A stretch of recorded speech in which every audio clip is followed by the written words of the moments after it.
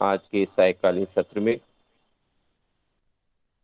परम पूज्य स्वामी जी महाराज के पावन चरणों में, श्रद्धेय आचार्य श्री के पावन चरणों में नमन करते हुए आज के सायकालीन सत्र को आगे बढ़ाते हैं।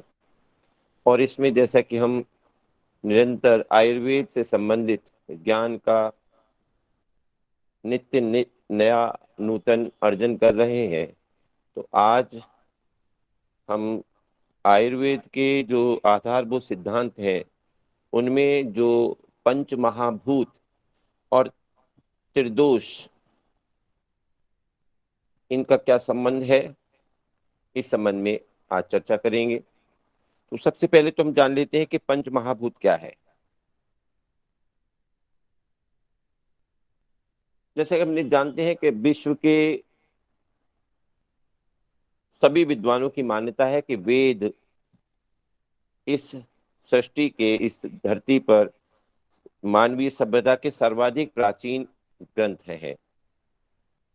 और जैसा कि पूर्व में बताया गया था कि सभी वेदों में स्वास्थ्य संबंधी, मन को, चित्त को, शरीर को शांत और स्वस्थ रखने के अनेक सूत्रों का, मंत्रों का उल्लेख मिलता है, श्लोकों का उल्लेख मिलता है, सूक्तियों का।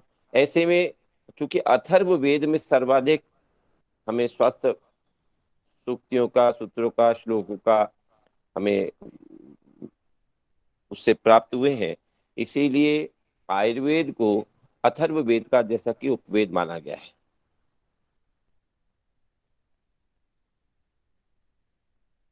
औषधियों, वनस्पतियों के अतिरिक्त सप्त धातुओं और इनके अतिरिक्त त्रिदोष, पाचन क्रिया के, चयापचय के, यानी एनाबॉलिज्म, कैटाबॉलिज्म, मेटाबॉलिज्म की जो प्रक्रियाएं हैं, उनके सिद्धांतों का उल्लेख इसमें विस्तार से विवेचना मिलती है। आयुर्वेद के जो सिद्धांत हैं वो भारतीय दर्शन की विचारधारा से बहुत मेल खाते हैं। विशेषतः आपने देखा होगा सांख्य दर्शन, योग व वैशेषिक दर्शन में जिस प्रकार से सांख्य और योग दर्शन के सिद्धांत में समस्त जड़ और चेतन पदार्थ की उत्पत्ति, इस संसार की उत्पत्ति पंच महाभूतों से मानी गई है, तो आयुर्वेद भी शरीर व शरीर के मूलभूत जो सप्त दोष है, त्रिदोष है, मल व इनकी उत्पत्ति भी पंच महाभूतों से ही मानता है। प्रत्येक पदार्थ में ये पंच महाभूत विद्यमान होते हैं। जैसा कल भी हमने बताया था भगवान शब्द की व्याख्या करते हुए कि भूमि, गगन, वायु, अग्नि और नीर, ये पंच तत्वों से ही सारी सृष्टि बनी है। क्षिति जल पावक गगन समीरा, पंच तत्व से बना शरीरा, ये रामायण की चौपाई भी है। तो इन पांच तत्वों से ही समस्त जड़ और चेतन की उत्पत्ति हुई है, ऐसा हम मानते हैं। तो हमारे शरीर के अंदर भी जो त्रिदोष सिद्धांत है, जो है त्रिदोष, चाहे वात पित्त कफ हो या मल हो, पुरुष हो जिसे कहते हैं, तो इन सभी ये इनके अंदर भी पंच महाभूतों की उपस्थिति होती है। प्रत्येक पदार्थ में चूंकि ये पंच महाभूत विद्यमान होते हैं, तो इनकी प्रत्येक तत्व में अनुपात और प्रधानता अलग अलग प्रकार की होती है। तो इनकी प्रधानता के अनुसार हम पदार्थ को, द्रव्य को आकाशीय द्रव्य, वायव्य द्रव्य, आग्नेय द्रव्य, तेजस द्रव्य, आप्य अर्थात जलीय द्रव्य या पार्थिव द्रव्य कहते हैं। पार्थिव अर्थात पृथ्वी द्रव्य कहलाते हैं। अब आकाशीय तत्व के बारे में यदि जाने तो आकाशीय तत्व किस प्रकार के होते हैं। आकाश चूंकि आप देखते हैं कि शून्य है, आकाश का जो गुण है वो शब्द का है, तो आकाश में जो आकाशीय तत्व की प्रधानता वाले तत्व हैं, द्रव्य हैं, वो मुलायम होंगे, हल्के होंगे, सूक्ष्म होंगे, इसके अलावा समतल होंगे और शब्द गुण से युक्त होंगे। आकाश तत्व का मैंने बताया कि आकाशभूत की क्या गुण है? शब्द। तो शब्द गुण से युक्त पदार्थ होंगे। इसके अतिरिक्त उसमें कोमलता होगी, लघुता होगी, चंचलता होगी और छिद्रों की अधिकता होगी। ऐसे पदार्थों में छिद्रों की अधिकता होगी। ऐसे तत्व जो है, द्रव्य जो है, वो आकाशीय द्रव्य कहलाते हैं। इसी प्रकार से जो वायव्य द्रव्य है, जिनके अंदर वायु तत्व की प्रधानता है, वायु के गुण जैसे हल्का होती है, शीतल होती है, नमी युक्त होती है, और नमी, वायु में नमी नहीं होती, वायु तो नमी सुखा देती है। तो वायु रुक्ष रुक्ष रूखे, खुरदरे, सूक्ष्म, और वायु का गुण है स्पर्श। तो स्पर्श उसका, स्पर्श से गुणयुक्त पदार्थ, इनके शरीर, ऐसे पदार्थों के जो हम सेवन करते हैं तो हमारे शरीर में भी रुक्षता, रूखापन, खुरदरापन और बढ़ता है, और ये शरीर में चंचलता, फुर्तीलापन भी जो है ऐसे वायव्य द्रव्यों के सेवन से हमारे अंदर आता है। इस प्रकार तीसरा जो द्रव्य है वो है तेजस द्रव्य। तेजस मतलब जिसमें तेज है, अग्नि है, अग्नि की प्रधानता वाले तत्व जो है। अब जैसा अग्नि का गुण है तो वो गर्म होंगे, तीक्ष्ण होंगे, सूक्ष्म होंगे, रुक्ष होंगे। वहां पर जल का कोई काम नहीं, जहां अग्नि है तो जल को सोख लेती है, खत्म कर देती है, तो वो भी रुक्ष होंगे। और इनके सेवन से जो हमारे शरीर में जलन होगी, चंचलता रहेगी, कहना चाहिए शक्ति भी हमारे शरीर के अंदर आएगी, तेजी दिखाई देगी, पाचन शक्ति में भी सुगढ़ता, मतलब चंचलता रहेगी, तीव्रता रहेगी, हमारे शरीर में तेज होगा, चमक होगी, यानी कांतिवान शरीर होगा। और जो शरीर का हमारे रंग है वो भी इसी तेजस द्रव्यों के प्रभाव से ही प्रभावित होगा। यानी हमारे जो इस रंग है, वर्ण है, वो भी तेजस द्रव्यों के प्रभाव से युक्त होता है। जिस प्रकार के तेजस जितनी मात्रा में हमारे शरीर में है तो हमारा रंग भी उसी प्रकार का होगा। यानी इसका आप देख सकते हैं कि जिनके अंदर, आपने देखा होगा जो गर्म प्रदेशों में लोग रहते हैं, अफ्रीकन कंट्रीज में, तो अधिकांश उनकी जो त्वचा है वो, उसका रंग बहुत गहरा काले रंग का होगा। इसलिए वहां के जो रहने वाले लोग हैं उनका काला, उनके अंदर अग्नि तत्व की बहुत अधिक प्रधानता होती है। अगला जो तत्व आता है वो आता है जलीय, आप्य द्रव्य कहते हैं उनको। तो आप्य द्रव्य जो है, जैसा जल का गुण है, तरल होगा, शीतल होगा और भारी होगा, चिकनापन लिए होगा, मंद होगा। पानी धीरे बहता है, हवा तेज बहती है, पानी धीरे बहता है, तो मंद गति होगी। इसके अलावा सांद्रता होगी उसमें, और रस, चूंकि जल का गुण है तो रस गुण युक्त से प्रधान होगा। तो ऐसे वक्ति जो, ऐसे द्रव्य जिनमें जलीय तत्व की प्रधानता है वो आप्य द्रव्य कहलाते हैं। तो ऐसे पदार्थों के सेवन से हमारे शरीर के अंदर भी जलीय तत्व की अधिकता और उसकी अजलीय तत्व की पूर्ति होती है। एक आते हैं पार्थिव द्रव्य, पांचवें। पार्थिव द्रव्य से मतलब जिसके अंदर पृथ्वी तत्व की प्रधानता है, पार्थिव द्रव्य। अब पार्थिव द्रव्य किस प्रकार के होंगे? पार्थिव, जैसे पृथ्वी कहते हैं कि भारी होगी, पृथ्वी का गुण है सुगंध, गंध युक्त। ऐसे पदार्थ वो गंध युक्त होंगे, उनके अंदर गंध होगी, कठोरता होगी, दृढ़ होंगे और स्थूल होंगे, मोटापा दिए हुए। इसके अलावा चिपचिपेपन से रहित होंगे। जो पृथ्वी तत्व के प्रधानता के द्रव्य होंगे वो चिपचिपेपन से रहित होंगे, ठोस होंगे, गंध से युक्त होंगे, जो कि गंध पृथ्वी का गुण है। इनके सेवन, ऐसे पदार्थों के सेवन से हमारे शरीर के अंदर भी मोटापा, स्थूलता जिसे बोलते हैं वो आती है, दृढ़ता आती है, हमारे शरीर का वजन बढ़ता है और मोटापे में वृद्धि होती है। तो ये 5 प्रकार के द्रव्य पंच महाभूतों से ही हमारा सबका शरीर बना है। प्रत्येक पदार्थ में 5 महाभूत विद्यमान रहते हैं। लेकिन हम मुख्यतः देखें तो हमारे शरीर के अंदर 2 तत्वों की प्रधानता दिखाई देती है। कौन से तत्वों की? एक तो जल तत्व की और एक पृथ्वी तत्व की। हमारे शरीर में 65 से 70% अंश जल का होता है। हमारे शरीर के अंदर 65 से 70% जो है जल तत्व है, और बाकी जो है वो पृथ्वी तत्व है। अब पृथ्वी और जल जो है वो सबसे अधिक है, लेकिन अन्य तत्वों की ऐसा नहीं है कि उपस्थिति नहीं है। अन्य तत्व जो आकाश तत्व है, वायु तत्व है और अग्नि, तो हमारे शरीर के अंदर जितने भी रिक्त स्थान हैं, कोष्टक हैं, वो सभी आकाश तत्व का प्रतिनिधित्व करते हैं। शरीर के अंदर जितनी भी परिवहन का, इधर से उधर ले जाने का, यानी जितनी भी चेष्टाएं होती हैं हमारी, चाहे वो मानसिक हो या शारीरिक हो, उन यानी नर्वस सिस्टम के थ्रू हो, या हमारे रक्त का संचार हो रहा हो, भोजन के पाचन के लिए आगे उसका बढ़ाने का कार्य हो रहा हो, या श्वासों की गति का नियमन हो रहा हो, या सभी प्रकार की जितनी भी गतिविधियां, हार्मोन्स का सीक्रेशन हो, ये सभी जितना भी हो रहा है, इन सभी का संचालन कौन करता है? परिवहन का काम वात करता है, वायु करती है।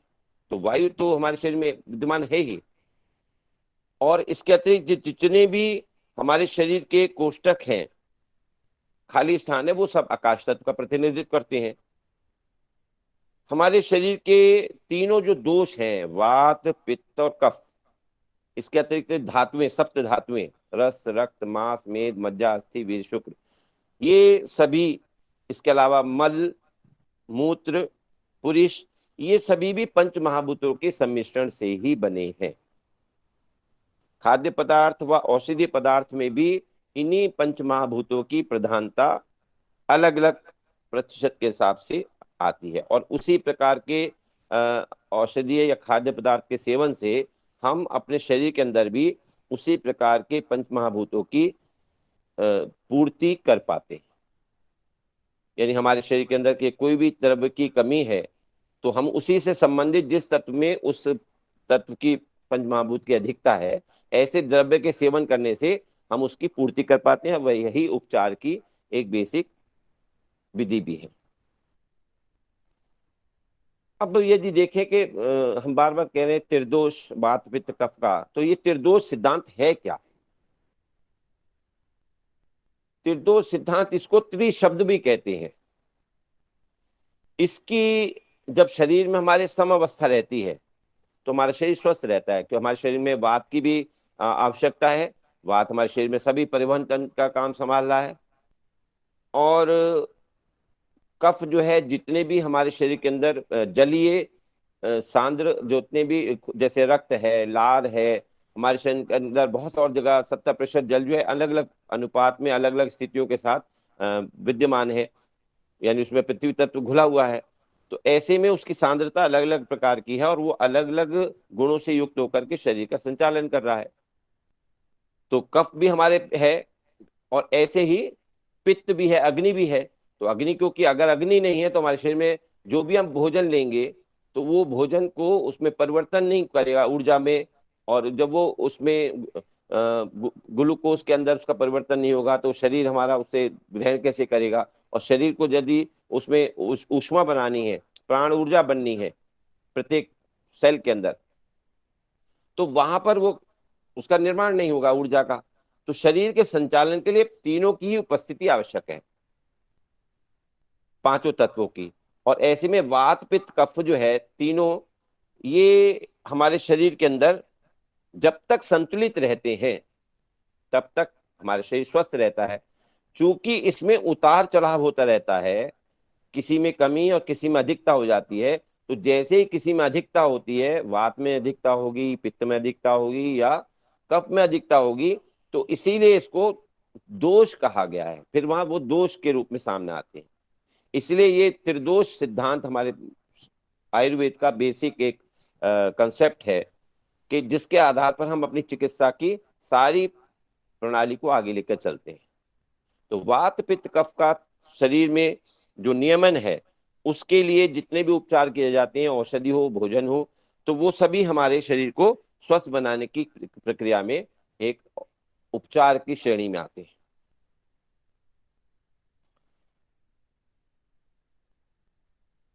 जैसे सत्व रज और तम, इनकी साम्यावस्था को मूल प्रकृति कहा जाता है। यहाँ प्रकृति जो है वो स्वभाव नहीं है। प्रकृति मतलब समस्त रचना का आधार प्रकृति, जो हम चारों ओर देखते हैं। अक्सर हम कहते हैं वाद प्रकृति पित्त प्रकृति, वो प्रकृति नहीं है। इसमें सारी सृष्टि का जो आधार है वो भी इस दो सिद्धांत पर काम करता है। तो ऐसे ही आयुर्वेद में जो मूल धारक शक्ति है, जो उसका मूल आधार है, वो त्रिदोष शब्द को दिया गया है। दोष शब्द जैसे मैंने कहा कि चूंकि ये कमती बढ़ती हो जाते हैं, इस कारण से इसको जोड़ा गया है, इसको कहा गया है। क्योंकि शरीर की जो समस्त रचना है वो सप्त धातुओं के, मल के और हमारे तीनों जो तत्वों के मेल से जो हमारा इनका गठन हुआ है शरीर का, उसके समानुपात के कारण से ही हम अपने स्वास्थ्य की परिभाषा कर पाते हैं। तो शरीर के तीनों तत्वों में ये तीनों अंतर्निहित हैं, पांच पंच महाभूत। इनमें भी दोषों का स्थान सबसे अधिक है। शरीर में इनकी महत्वपूर्ण भूमिका रहने वाली रहती है। हमारी ये तीनों जो दोष है, वात पित्त कफ त्रिदोष, ये शरीर की हमारे उत्पत्ति, उसकी स्थिति और उसके जो विलीनीकरण है, विनाश है, समाप्ति है, उसके भी कारण है।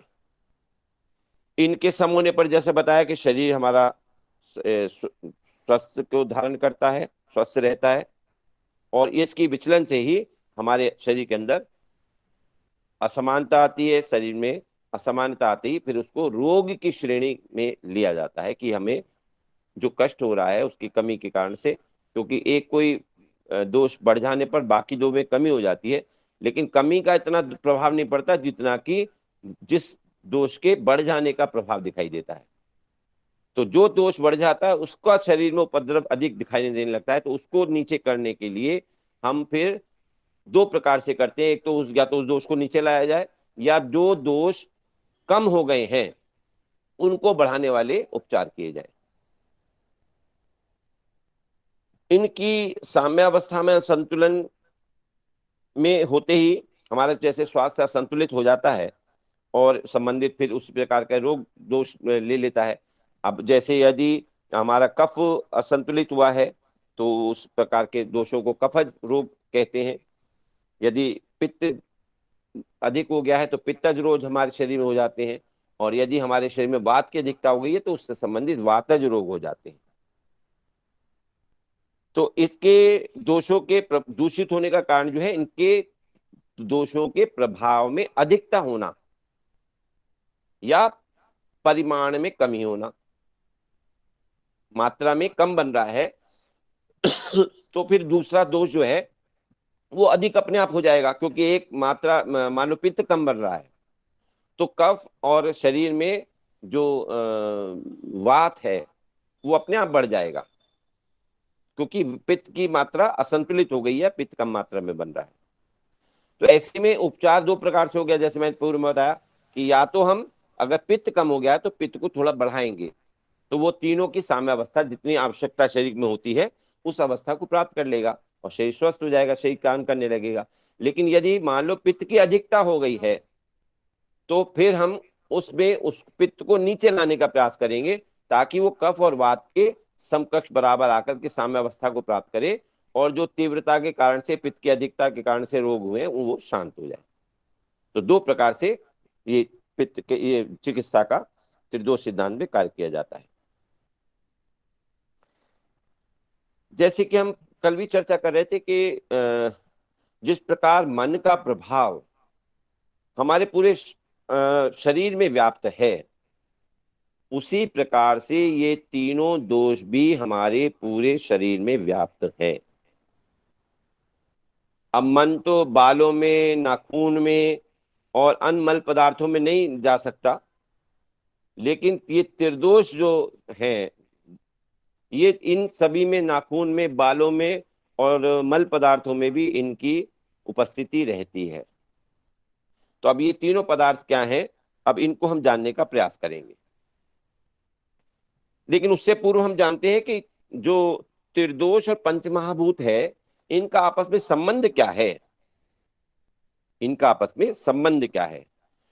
तो इसको ऐसे समझ सकते हैं कि आयुर्वेद में शरीर की उत्पत्ति जैसे बताया कि पंच महाभूतों से होती है, तो ऐसे ही अन्य सभी पदार्थों में वात पित्त आदि की जो संरचना है वो भी इन पंच महाभूतों से ही मानी गई है। यानी वात पित्त कफ में भी पंच महाभूतों की ही उपस्थिति है। इनकी उपस्थिति को इस प्रकार से जान सकते हैं, जैसे कि वात है तो वात में आकाश तत्व और वायु तत्व के सम्मिश्रण से वात बना है, यानी आकाश तत्व और वायु तत्व ये वात में होते हैं। ऐसे ही पित्त दोष में अग्नि और जल, इन दो तत्वों की प्रधानता रहती है, यानी अग्नि और जल तत्व के मिलने से जो पित्त हमारा जो है बनता है। और जो कफ है, कफ में जल और पृथ्वी तत्व, इनके सम्मिश्रण से ये दोष बना है, इनकी उपस्थिति रहती है। तो किसी भी व्यक्ति के स्वस्थ रहने की व चिकित्सा में उसकी जो प्रकृति है उसका विशेष महत्व है कि उसकी प्रकृति क्या है, कफ प्रकृति है, वात प्रकृति है या पित्त प्रकृति है। और उसी प्रकृति के अनुकूल ही आहार विहार का हम चयन करके स्वस्थ रह सकते हैं। जिस प्रकार की हमारी प्रकृति है तो उस प्रकार का हम चयन कर सकते हैं कि किस प्रकार का हमें भोजन करना चाहिए। हितभुक ऋतभुक मितभुक मैंने बताया था। तो हमें अपनी प्रकृति के अनुसार हमारे लिए कौन सा हितकारी भोजन है, कौन सा भोजन हमारे लिए मित्रवत व्यवहार करने वाला है, जो शत्रुता नहीं करेगा, ऐसा कौन सा भोजन है जो किसी ऋतु में हमको लाभ देने वाला है। सर्दी ऋतु है, वर्षा ऋतु है, ग्रीष्म ऋतु है, तो हमको उस समय कौन सा अपनी प्रकृति के अनुकूल भोजन करना है या आहार का सेवन करना है, फल हो सब्जी हो, जो भी कुछ हम भोजन लेने वाले हैं। अब ये इसका मतलब हुआ कि प्रकृति जो है मनुष्य की, ये अपने आप में बहुत महत्वपूर्ण है। हमारी प्रकृति, वात प्रकृति हो, पित्त प्रकृति हो या कफ प्रकृति हो। अब प्रकृति का निर्धारण कैसे होता है, किसी व्यक्ति की प्रकृति का पता कैसे चलता है और उसका निर्धारण कौन करता है, किसी व्यक्ति की प्रकृति कब तय होती है, कौन करता है। तो इसके बारे में आयुर्वेद में बहुत स्पष्ट और बड़े वैज्ञानिक ढंग से इसकी अभिव्यक्ति की गई है। हम सब जानते हैं कि प्रकृति का जो निर्धारण है किसी भी मनुष्य के जन्म के पहले ही हो जाता है। जिस समय किसी बच्चे का गर्भ में गर्भाधान की होता है और गर्भाधान के पश्चात भ्रूण का निर्माण शुरू होता है, उस समय ही माता और पिता की जो भी त्रिदोष में विकृति है वही बच्चे की प्रकृति बन जाती है।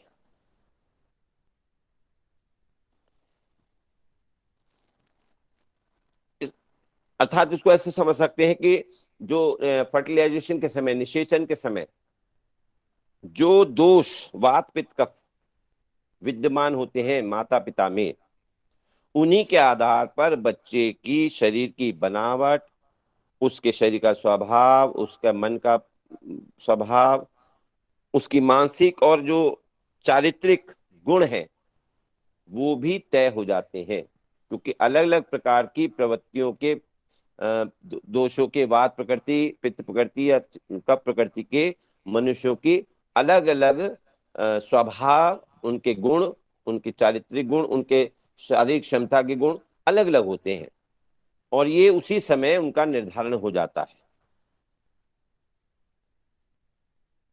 गर्भाधान के समय तीनों दोष अगर सम अवस्था में है तो बालक स्वस्थ उत्पन्न होगा, और यदि तीनों दोष माता पिता के अंदर बहुत ज्यादा असंतुलित है तो या तो गर्भधारण होगा ही नहीं, और यदि होगा भी, गर्भ ठहरेगा भी, तो बालक अस्वस्थ होगा, वो किसी ना किसी अंग से विकलांग होगा।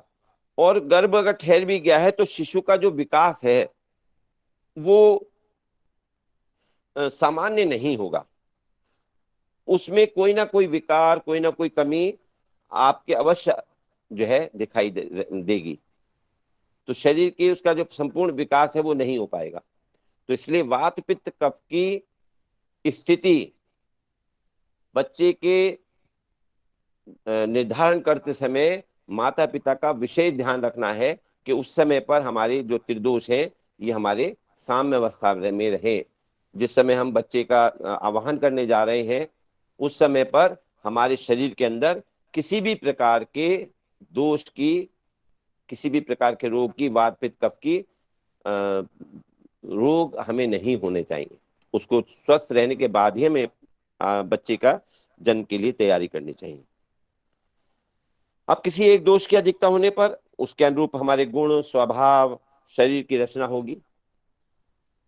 दो दोषों के कुपित होने पर दोनों के ही गुणों का सम्मिश्रण बालक में दिखाई देगा। अब जन्म के समय आप देखें कि जो दोषों की व्यवस्था है उस समय जो भी बच्चे की प्रकृति निर्धारित हो जाएगी उस व्यवस्था के अनुसार उसकी प्रकृति को फिर आजीवन बदला नहीं जा सकेगा।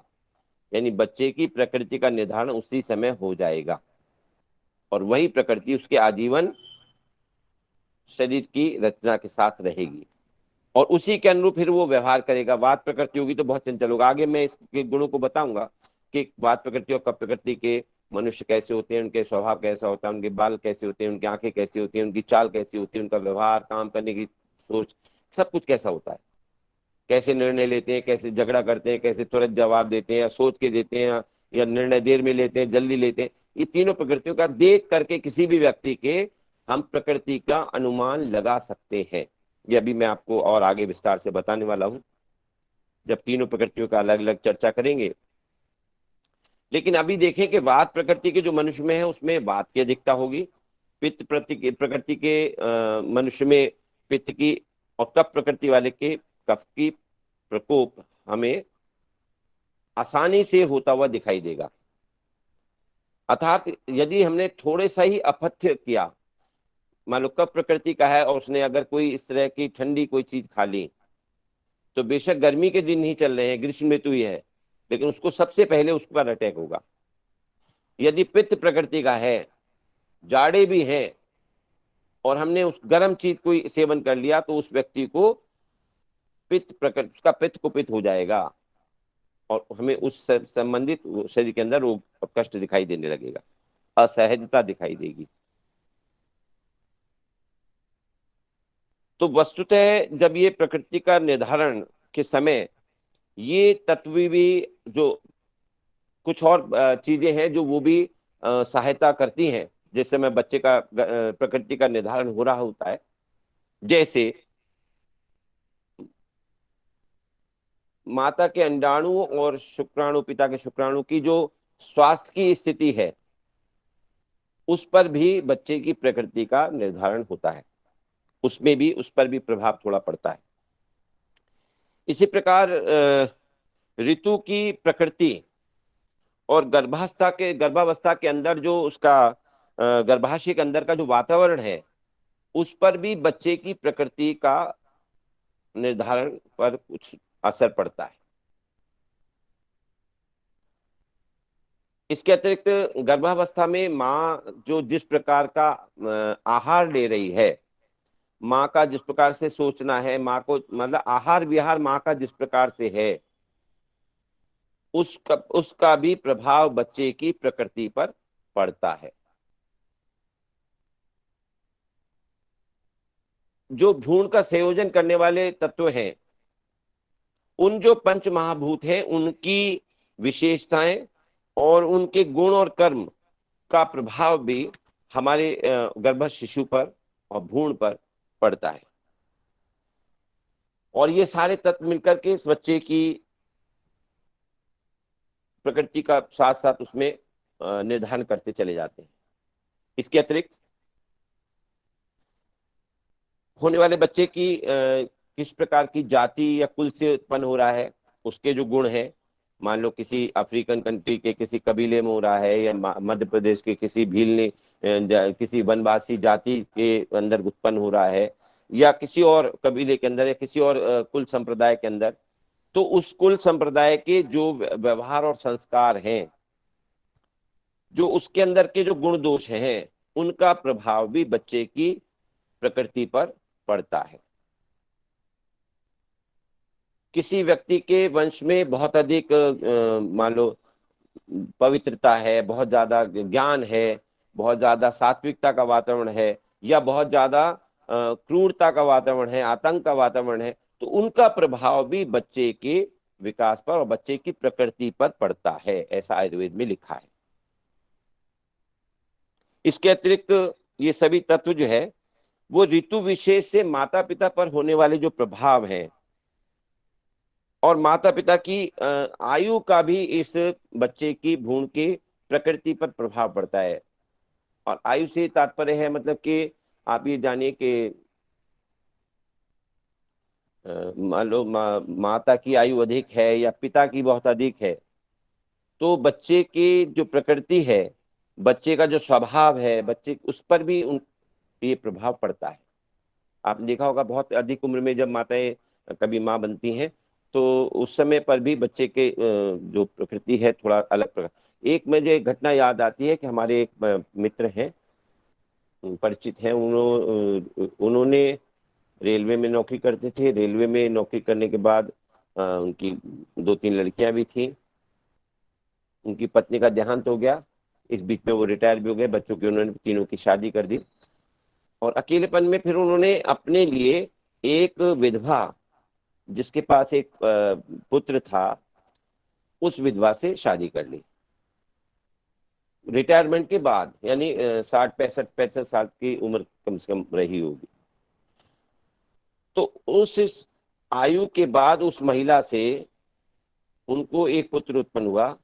तो पुत्र की जो शारीरिक बनावट और उसकी आकृति थी, उसके अंदर थोड़ा सा बूढ़ेपन का झलक दिखाई देती थी। यानी बच्चा वो छोटा सा था, लेकिन चेहरे पर उसके मेच्योरनेस बहुत ज्यादा थी। तो ये जो इस तरह का प्रभाव है, तो वो हमने स्वयं देखा कि इस प्रकार का जो ये लिखा है, ये इसका तात्पर्य यही हो सकता है कि बच्चे की माता और पिता की आयु का भी प्रभाव बच्चे की शारीरिक बनावट और मानसिक स्तर पर पड़ता है।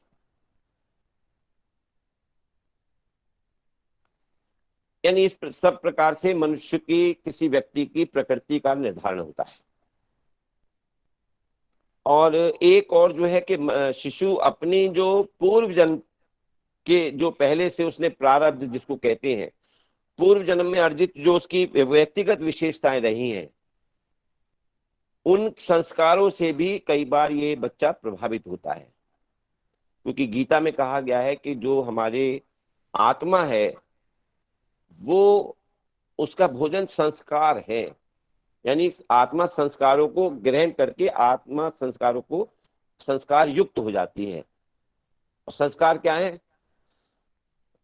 हमारा नित्य प्रति का जो व्यवहार है, जो हमारी स्वभाव बन जाता है, आदत बन जाता है, और फिर हम उसी स्वभाव में जीने लगते हैं, वही हमारे संस्कार हो जाते हैं। और वही संस्कार फिर आत्मा में निहित हो जाते हैं। और अगले जन्म में जाने के बाद आत्मा जब दूसरे शरीर में प्रवेश करती है, तो वो वहां पर उन पूर्व जन्म से अर्जित संस्कारों के साथ प्रविष्ट होती है। और वो संस्कार भी उस व्यक्ति की प्रकृति, उसके स्वभाव में उसका निर्धारण करते हैं। यानी बहुत ही वैज्ञानिक और तार्किक ढंग से और बहुत बारीकी से हर तरह की विवेचना करते हुए हमारे ऋषि महर्षियों ने इस ज्ञान को हम तक पहुंचाया है कि किन किन चीजों का। और अभी जैसे परसों भी चर्चा हो रही थी कि पूर्व जन्म का पुनर्जन्म का सिद्धांत जो भारतीय संस्कृति में है, इसको यूनिवर्सिटी ऑफ वर्जीनिया के एक वैज्ञानिक हुए हैं इयान स्टीवेंसन, इन्होंने पिछले 25 वर्षों में हजारों ऐसे व्यक्तियों पर शोध किया है और पुस्तकें भी लिखी हैं। आप नेट पर जाकर के यूनिवर्सिटी ऑफ वर्जीनिया के डॉक्टर इयान स्टीवेंसन का सर्च कर सकते हैं और आप उनके शोध के बारे में आपको मिलेगा। तो ऐसे बहुत सारे उदाहरण हुए हैं जिनका उन्होंने उल्लेख किया है। और एक उल्लेख अभी हाल ही में 2013 का जो अभी बता रहे थे, अभी परसों आदरणीय विनोद जी भी उसकी चर्चा कर रहे थे, भूटान के राज परिवार में हुआ, जहां का बच्चा जब 3 वर्ष का हुआ, राजकुमार, तो उस राजकुमार ने नालंदा नालंदा कहना शुरू किया। और नालंदा का हम सब जानते हैं कि आज से चीनी यात्री हुएनसांग जब यह भारत में आया था 800-900 साल पहले, उस समय पर उसने बताया था कि यहाँ पर बहुत पहले एक यूनिवर्सिटी होती थी, विश्वविद्यालय था, जहां पर आतताइयों ने, बख्तावर सिंह जो है उनका सपह सलार था औरंगजेब का, उसने वहां पर आग लगा दी थी, लूटपाट की थी, और 6 महीने तक वहां की लाइब्रेरी जलती रही थी। ऐसा बड़ा, जहां पर हजारों नहीं लाखों की संख्या में, 1 लाख से ज्यादा जहां पर छात्र पढ़ा करते थे, 10,000 से ज्यादा लोग वहां पर, वहीं पर बच्चे गुरुकुल पद्धति में रह करके शिक्षा ग्रहण करते थे। मैंने स्वयं मुझे उस स्थान पर जाने का अवसर मिला है, आज से 2 वर्ष पूर्व मैं करीब 15-20 दिन रहा था वहां। तो वहां पर बहुत मोटी मोटी छोटी दीवारें, उनके बीच में कमरे बने हुए हैं जहां पर विद्यार्थी रहते थे। उस ना तो वो गर्मियों में उसमें गर्मी लगती है, ना जाड़ों में उसमें ठंड लगती है। इस प्रकार की रचना, इतने सुंदर उसका वास्तुशिल्प है कि ऐसे स्थान के लिए फिर उस बच्चे ने कहना जब शुरू किया तो उसको वहां उसके माता पिता लेकर आए, और उसने वहां आकर बताया कि ये सब यहाँ पर हम पढ़ा करते थे, यहाँ पर हम रहा करते थे, और मैं पूर्व जन्म में एक बौद्ध भिक्षुक था, बौद्ध सन्यासी था, बौद्ध तपस्वी था, जो मैंने साधना की थी, यहीं पर रह करके हम पढ़ते थे और ज्ञान अर्जन करते थे।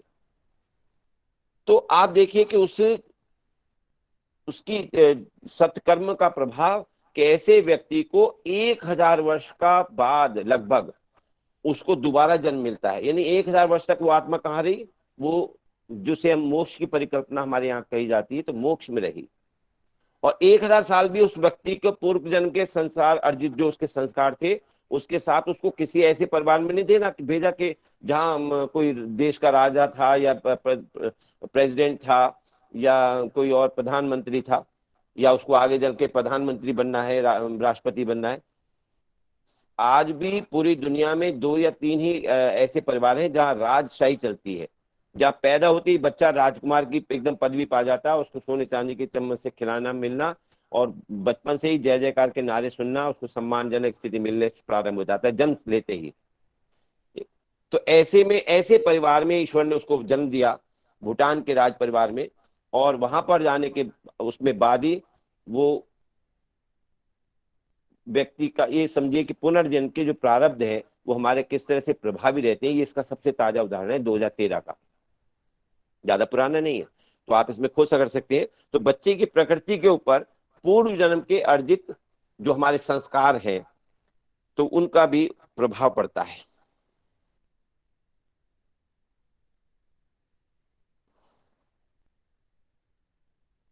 अब प्रत्येक प्रकृति से युक्त, अर्थात मान लो वात प्रकृति है, पित्त प्रकृति है, कफ प्रकृति का जो युक्त मनुष्य हैं, उनकी जो शारीरिक, मानसिक और जो स्वभावगत विशेषताएं हैं, वो भी हमें स्पष्ट दिखाई देने लगती हैं। जैसे मैं पूर्व में कह रहा था कि किसी की स्वभाव और उसको देख करके, रंग रूप को देख करके हम पहचान सकते हैं, उसके बारे में अभी विस्तार से अभी आपको बताएंगे। तो किसी भी व्यक्ति के स्वभाव, शारीरिक गठन और स्वरूप के आधार पर उसकी मूल प्रकृति को पहचाना जा सकता है। तो कैसे पहचानेंगे, इसके बारे में हम आपको बताते हैं। यदि किसी व्यक्ति के वात गुण के अधिकता होगी तो किस प्रकार का उसका शरीर रहेगा, और यदि पित्त की अधिकता होगी तो किस प्रकार का रहेगा। तो वात में लिखा है कि जो वात का गुण है रूखेपन का, रुक्षता का, तो ऐसे शरीर में रूखापन होगा वात प्रकृति के मनुष्य में, दुबलापन होगा, स्थूलता नहीं होगी, मोटापा नहीं होगा, बौनापन भी होगा, ज्यादा लंबा चौड़ा नहीं होगा, क्योंकि उस शरीर में पित्त पृथ्वी तत्व की भी कमी है। तो वात की अधिकता है। आवाज जो है वो थोड़ी अटकी हुई सी, अ, स्पष्ट नहीं होगी, शुष्क, धीमी और शुद्ध, और भारी आवाज और नींद की कमी होगी, नींद की कमी से युक्त, ये रूखेपन का शरीर पर उसके प्रभाव होगा। शीतलता का जो गुण है वात का, वायु का, ये शरीर पर क्या प्रभाव दिखाता है? ये शरीर में शीतल पदार्थों को सहन न करने की प्रकृति होगी उसकी, यानी कोई भी ठंडा चीज आसानी से मतलब बर्दाश्त नहीं कर पाएगा, शीत रोगों से जल्दी प्रभावित हो जाएगा, और शरीर में कंपन व जकड़न की अधिकता होगी। ये जो वात की जो शीतलता का गुण है, ये उसके कारण से शरीर पर प्रभाव दिखाई देगा। इसी तरह वात का अगला गुण है लघुता का। लघुता मतलब सूक्ष्मता का, छोटेपन का। तो शरीर में ऐसे व्यक्ति के हल्कापन होगा, जैसे मैंने बताया कि ज्यादा लंबा नहीं होगा, बौनापन होगा।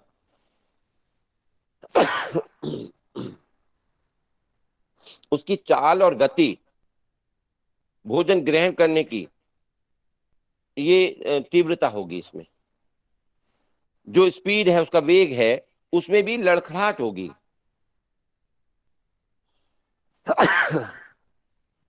एक मिनट।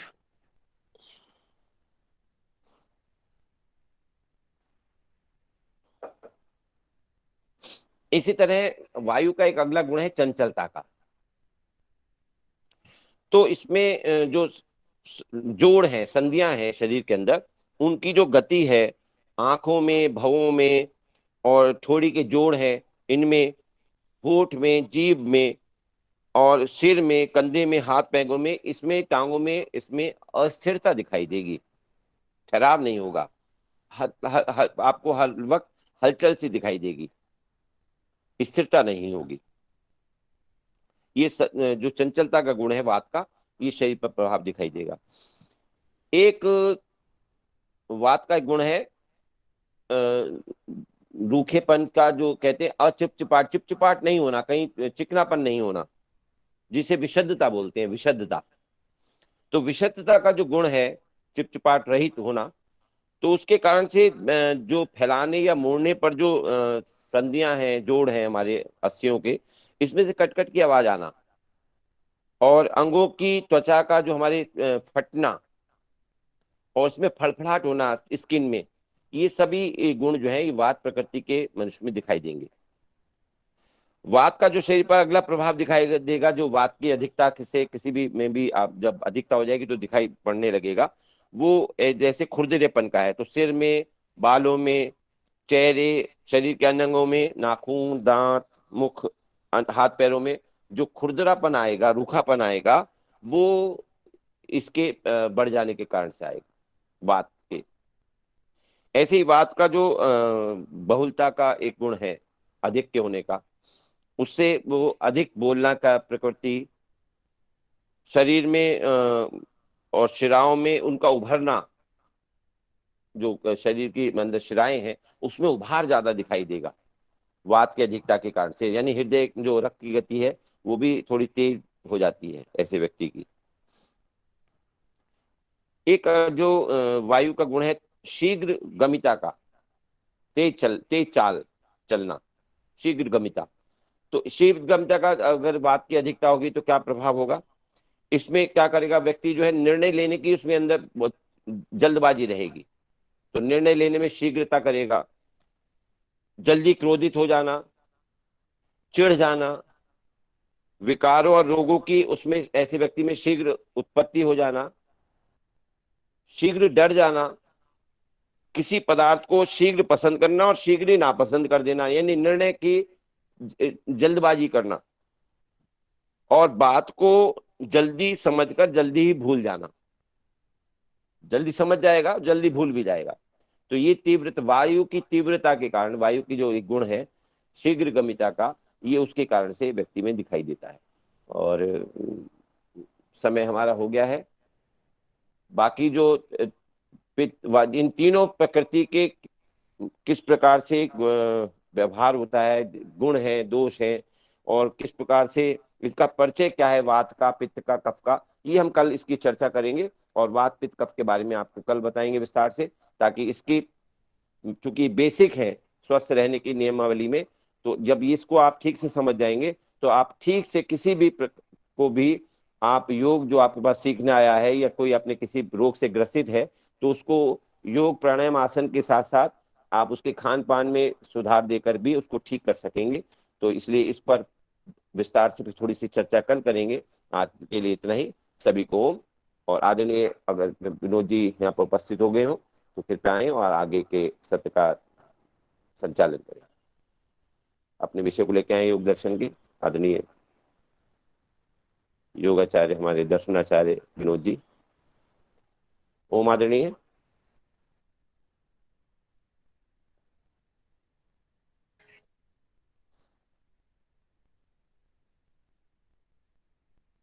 ओम जी। अपना माइक खोल लीजिए आदरणीय। जी ओम। ओम ओम आदरणीय। मैं बहुत देर से प्रयास कर रहा हूँ, ये लिंक वाले मुझे जोड़ ही नहीं रहे थे, क्या करूँ मैं।